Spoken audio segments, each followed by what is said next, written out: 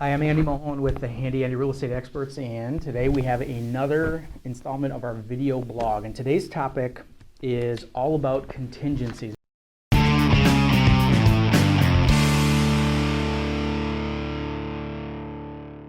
So people ask us about contingencies all the time. What do they mean? What do they do?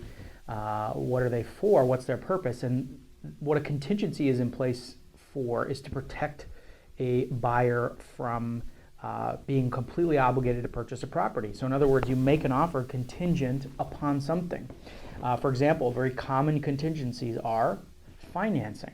So many buyers will get pre-approved. In fact, most sellers won't even look at a buyer's offer until they've been pre-approved, but there are still some things that have to happen before they're 100% approved for the financing. For example, an appraisal and some of the final underwriting that has to happen at the lender. So that offer is contingent upon financing. If it's a cash offer, of course, there's no financing contingency, but that will protect a buyer in case something happens with their financing. Another very common one is an inspection contingency.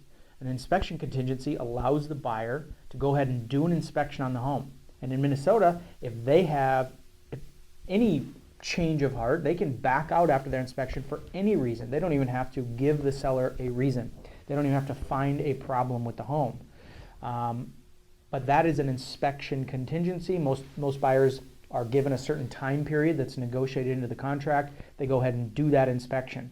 And of course, after that inspection, they can renegotiate with the seller, either by purchase price or for asking for repairs to be done. But that is that inspection contingency. Well, there's also a disclosure contingency. In other words, in the state of Minnesota, every seller is required to include a seller's disclosure statement with a purchase or with their sale that discloses everything that they know about the home. And if a buyer has not received that disclosure, even if they have an accepted offer, they are not obligated to purchase that property until they've been able to receive that disclosure statement and sign off on it. So those are pretty standard types of contingencies. There's a couple others we don't see as often. One is contingency upon a home sale. So if you're a buyer and you have a home that you need to sell before you can close on another home, some buyers will go ahead and make an offer on another home contingent upon their home selling. And that's not very common in our market anymore because the market is so active that most sellers won't even consider a contingent offer. But that is one way to purchase a property before you sell yours. Another contingency is for a seller of a home that is going to list and sell their home contingent upon them finding a property. So there are some sellers that say, well, Andy, I don't want to sell my home unless I know there's another property out there for me to purchase. But I also can't purchase until I sell. So what they do is they list their home contingent upon them finding another property.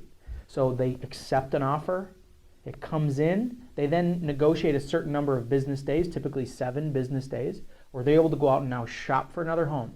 If they find another home and they make an offer and it gets accepted, they now are selling their property that they've got this accepted offer on. If they go out and look for a home and don't find a property, they can then rescind their offer because they have that contingency in place and they're no longer obligated to sell their property.